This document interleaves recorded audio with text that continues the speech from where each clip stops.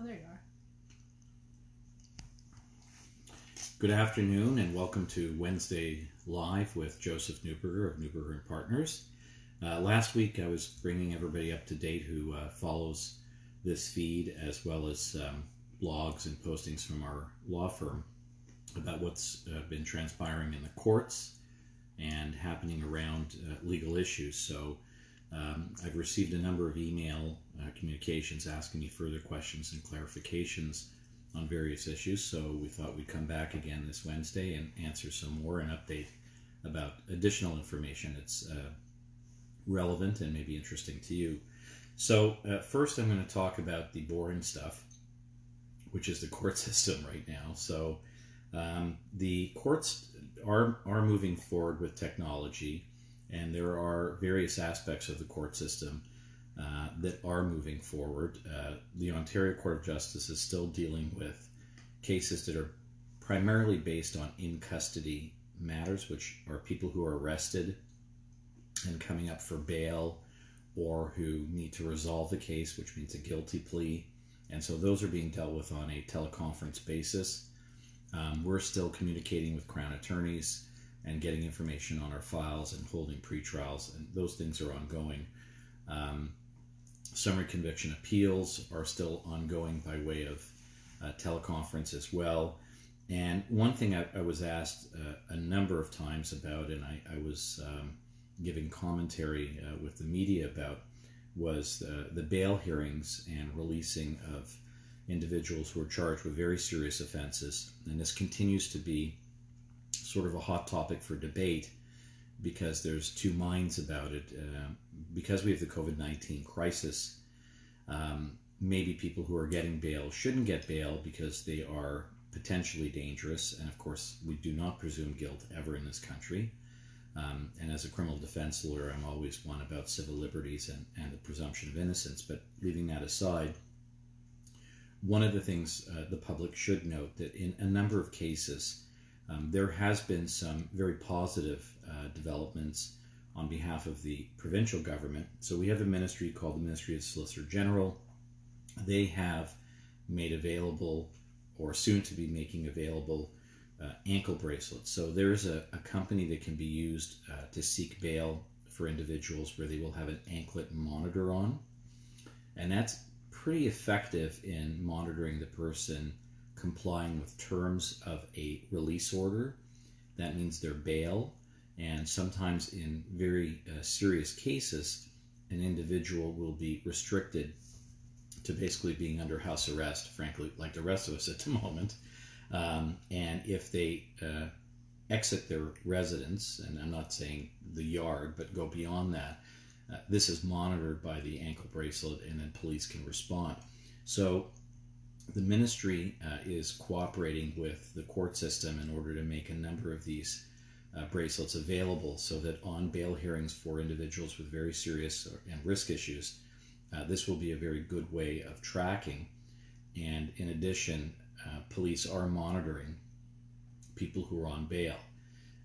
Again, as a defense lawyer, it's important to remember that when people are charged, it doesn't mean that they're guilty of an offense. And as astounding as that may seem to some people are charged with offenses and are really not guilty of the offense, and there's a number of issues that factor into that. And there's a vast array of charges that stem from thefts, robberies, assaults, and we've seen a rise now in domestic-related incidents. But sometimes people are not guilty of these offenses. In fact, many times in our practice, we find that there is very solid evidence of a person's innocence. And I'm not casting any aspersions on the police authorities or anybody else, but that's just the way the system is. And so it's very important that we protect the presumption of innocence. And now that we're in this COVID-19 crisis, I keep repeating my opinion, which I think others are echoing, and has been led by the Criminal Lawyers Association and others, that it's important to ensure that our jails are not filling up with individuals that should not be there, because again, there are cases of COVID-19 in the detention and correctional facilities, and we have to be really careful to prevent the spread of a virus within a contained environment. But on the public safety side of things, anklet bracelets and other monitoring mechanisms are very effective in ensuring that risk is minimized and well managed when somebody's on a release order. So that sort of deals with the court system. Looking sort of down the road about things, as I've said before, the Ontario Court of Justice and the Superior Court of Justice are dealing just with in-custody matters and are essentially closed down to people who are out of custody waiting resolution of their cases either through trial or otherwise. And it looks like that this may be extended till at least sometime in June. We know that the province has extended the stay-at-home order just as of yesterday to May 23rd. And so it's likely that because of that, it will be harder for the courts to be able to get ready to deal with cases by early June. And I think we're going to see an extension of the court system being closed at least till mid-June, if not the end of June. And so that's going to be a significant issue for the courts, Crown attorneys and defense lawyers to deal with, because there will be that much added work that's going to be put over and have to be dealt with. I want to talk about other issues. So I've been getting more inquiries about the Emergency Management and Protection Act. And in fact, I was discussing a case of that Oakville father with his children where they were out in a parking lot and were essentially charged with, and got a ticket for a fine of $880 for not abiding by the regulations that were put in place. And so let me just explain this for a moment. So first of all, I have great sympathy for that father who was out with his children. There's nobody else around. They were in a parking lot of a recreational facility that was owned by the municipality. So that is clearly, and I want to state this very carefully, clearly an area that people cannot go in. So any publicly or municipally owned facilities are closed, save and except for some green spaces like trails and parks and broad walks along lakes. But again, everybody has to be very careful about maintaining the physical distancing of at least 2 meters. And the government still is monitoring very closely about closing down certain parks and trails to ensure compliance with the stay-at-home order. That said, this father who was just trying to get some recreation for his children, and I can sympathize with that. At our home, we have, in any given week, 5 children, 2 dogs, and it's busy and it's difficult because everybody wants to get outside and do something, and so I have great sympathy. The larger issue here, though, is that when somebody is on a public property and they're rollerblading, or if somebody's playing basketball, others may see that and think it's okay. If that person can do it, why not me? And again, I have total sympathy because everybody needs exercise and recreation and to get out. The problem is if we do that, more people may follow suit, may go out into the public and do these things, and that will lengthen our stay-at-home orders. And we've already got it to May 23rd, and we all should be very concerned about this being extended now into June, because all of us want to experience a summer, and we all want to have our children to have that opportunity and to have a safe summer. And so the more we abide by these stay-home orders now and really lock it down so that we're only going out for the necessities of life, some exercise of running, walking, well, I don't run, but going out and doing some form of exercise, walking your dogs, taking your kids out for a bike ride or something of that nature, and doing these things in a very limited basis as necessary, but not going onto these public properties, not coming in contact with other people, ensuring we're obeying by the physical distance rules. We will make it a shorter period where we're isolating. And I'm concerned that over time, people really will start to experience more emotional difficulties by staying at home. And it's a psychological and emotional impact which can't be overemphasized, that we have to be careful about. And so abiding by these measures is really, overall, frankly, our province is doing a really good job. It seems that although numbers are increasing, that's a result of testing, and you've heard this from the regular media, you don't need to hear it from me, but the testing is ramping up, and we're getting results from a week or 2 weeks ago, and so we're seeing numbers increase, which is to be expected. But at some point, it's going to plateau, and we'll be able to start to develop, hopefully, an exit plan from this, because we're going to need that for our own mental health in order to get out, and we're going to need that for businesses that are closed, because the economic damage is catastrophic, frankly, and so we really all need to work together. Moving on, there was a question about the health orders in place with respect to non-essential businesses and essential businesses, and how do you get your product out. So a very nice gentleman had messaged me about this, and hopefully I was helpful to him. But non-essential businesses are closed. Essential businesses are open, but not open as business as usual. So let's say there's a product you're making or supplies that you're making that's necessary. People can go in to the store or to the facility and do what's necessary with measures in place for physical distancing and ensuring that your employees are safe. And then in order to deliver the product, options can be made to deliver it or use a mode of delivery like Purelator, where it will be dropped off at the door of whatever location. It could be a person's home, it could be a municipal building where something has to be delivered, or a government building or a quasi-government building. All of that can still continue, but the options have to be provided for the means of delivery or reception of the product. You can offer curbside pickup or delivery, and in very limited cases, like supermarkets, people are going in with physical distancing measures in place. But again, those should be very limited to really just the very basic necessities, like going into a supermarket.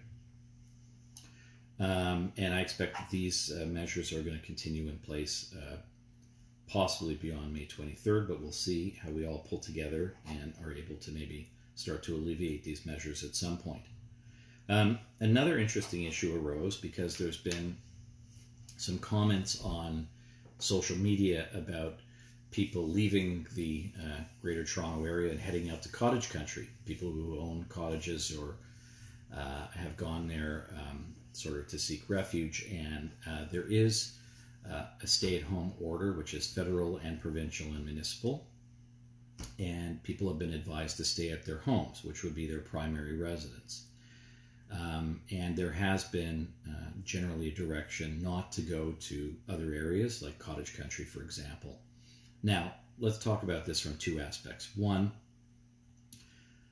it's not enforceable in the sense that if a person wants to go to their cottage that they own and they pay taxes on and they contribute to the local economy there, a person is able to go to their cottage, although it is recommended and asked of the various levels of government that you do not do that. And the reason for that is that some of the rural areas are not experiencing the rise in cases that we have, and their health system is much more limited than urban areas. And so if somebody leaves from, let's say, the Toronto area and heads up to a cottage country area, and God forbid somebody is infected and it gets spread for whatever reason, then that can lead to additional cases, which can cause stress on a very limited structure of healthcare in those communities. And so we have to be very mindful and care about those people who live in the rural areas and not inflict that on them. On the flip side, I'm sympathetic to a family who wants to seek refuge and protect their children and go to a cottage, and if in circumstances where they are taking very protective measures, in other words, they come up with the supplies that they need, the basics. I guess one of the popular basics was toilet paper, but you go up with your toilet paper and if necessary, your bottled water, and you have a good amount of food so that you limit your outdoor activities where you would be in contact with other people, such as going to a local supermarket.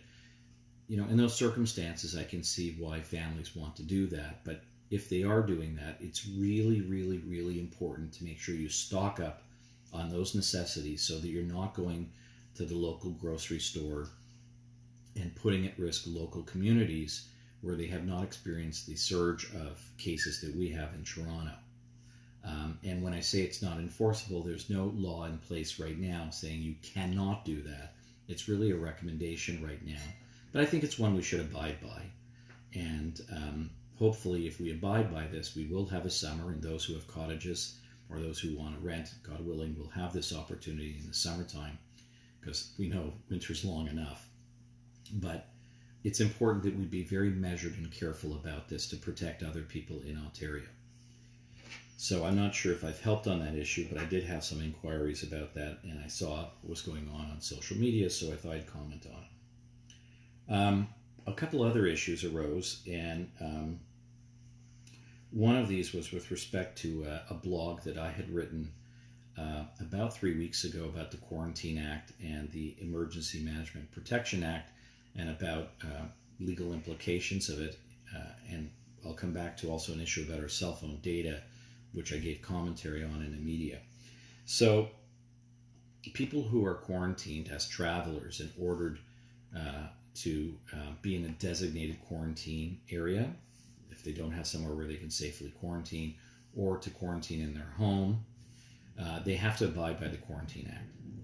And similarly, for like that gentleman we spoke about who had his kids out in a publicly owned space who was fined $880, there's been some discussion about whether this is lawful in the sense, does it comply with our charter rights? And so the Canadian Charter of Rights and Freedoms talks about mobility rights and other things, but in particular, move around your own community.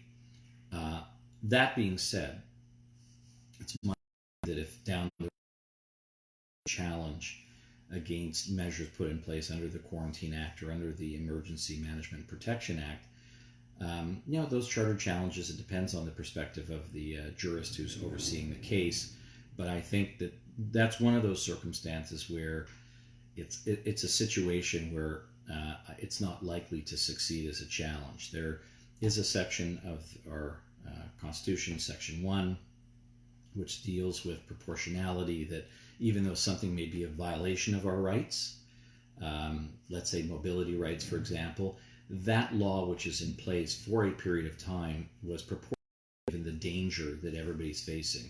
And frankly, I think we can all agree that this pandemic and how it's impacting the world, and we see how devastating it is down south to the United States, we can imagine that potentially a challenge down the road would not be met with great success, because we have an overriding danger within our communities, our provinces, and our country with respect to the health and safety of individuals. And so these measures are likely to survive charter scrutiny. And so, again, that sort of buttresses my argument that it's really important for us to abide by them. Again, my heritage is as a criminal defense lawyer for 27 years. I'm very much about civil liberties and protection of rights and our ability to have access to freedom of religion, freedom of association, etc. That being said, we live in unprecedented times, and we really need to pull together to ensure that we're abiding by these directives, so that there will be an exit plan, so that we will be able to come back to some level of normalcy before there's a vaccine available. Now, there's another issue which came to light, and there was some inquiry made, and we've all heard, and it's really devastating how homes for people who are disabled and elderly are incredibly suffering, are exposed to the COVID-19 virus, and are dying. And in particular in Dorval, there was that horrific case of 31 dead, and essentially the elderly who were in that facility who had other disabilities were attended by a very skeleton staff. Staff were very worried about their own health and safety, their inability to deal with the threat, and left the facility. And the people who remained there were not sufficient to contain the virus. So I've got a few comments on that because I've been asked about what the liability is in that regard. And I'm not going to, this is something which is being investigated in Quebec. The police have been invited to investigate. I've commented publicly before about the possibility of what it means to care for people to protect them from this virus or then purposely transmit it. But it can be that in certain circumstances, if you're in care of a facility and you abandon your job or allow people to be exposed to this virus, that there's a chance of charges of criminal negligence. I'm not saying it will happen. And again, I want to indicate that I have concerns about people who work within these facilities not being prepared like they should be to handle it. And I may be overstepping my position here a little bit, but I'm not sure why facilities that house and home people with disabilities who are elderly were not identified early on as potential zones at high risk of contracting this virus and then having it spread dramatically, much like what I talk about these detention facilities, that when you're in a closed environment like that, but with these individuals, they're particularly vulnerable because of their comorbid issues. And I'm a little concerned that these were not identified as zones that should have been deserving of additional protections. And I know that our government, including the Prime Minister, has spoke out about his concern about it and a desire to protect these homes. But more needs to be done. And one of these very extreme cases is this Dorval case, and there is an ongoing investigation. But again, we need to be measured in the sense that all of us are experiencing something that most of us have not experienced in our lives. And so this is completely unprecedented, and the fear level is high. And so people who are in care positions who are trying to do their best, and maybe some who have left the facility, are very worried about their own health and their family's health. And so we sort of passed the mark where we should have identified these places and put into operation enhanced measures to protect these vulnerable groups. I think now we have to take some additional measures, which led me to look at a little bit more hard about how other resources within our government and our overall operational structure can help us. And so one of them, in fact, there was an inquiry about, the military, and I was thinking about that.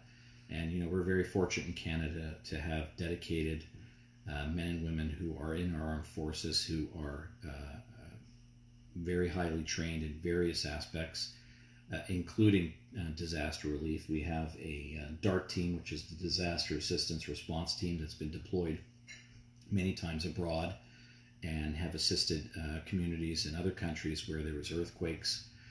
And I'm just looking into it now because an inquiry was made, and I was thinking about this myself.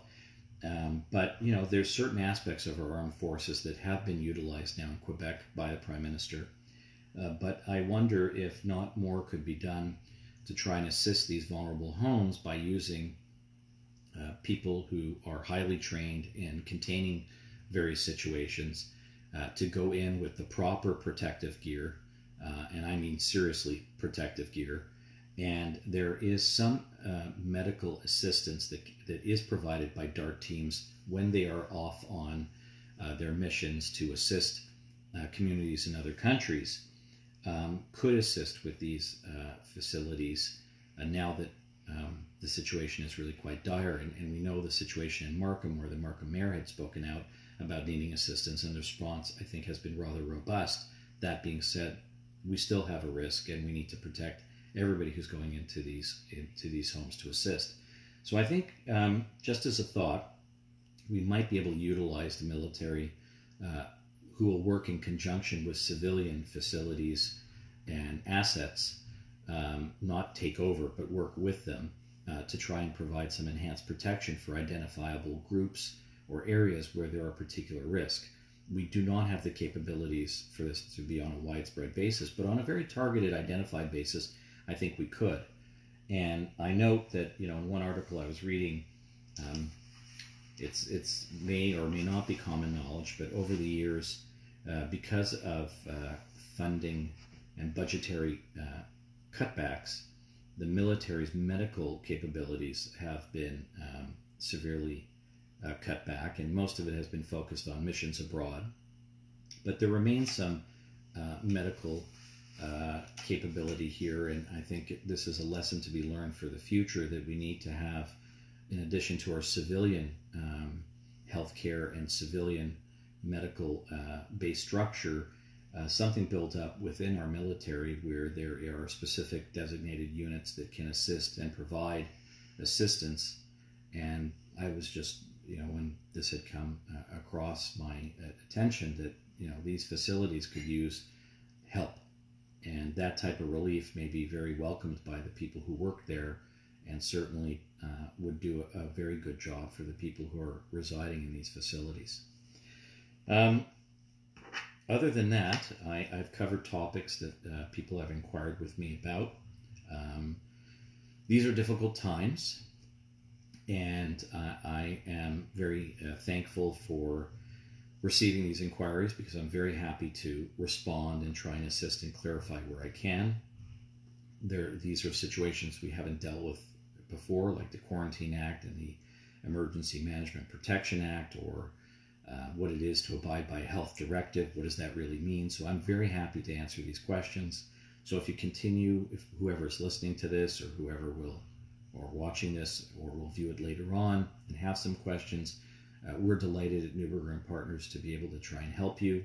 But again, we want to encourage everybody to abide by these directives and stay at home as much as possible, so that we can all get through this together and start to rebuild our economy, and that we can start to come back to some level of normalcy, and frankly just protect lives and save lives. So thank you for watching and listening, and we'll come back next Wednesday with further updates and any other additional information germane to our practice areas. Thank you very much, and all the best.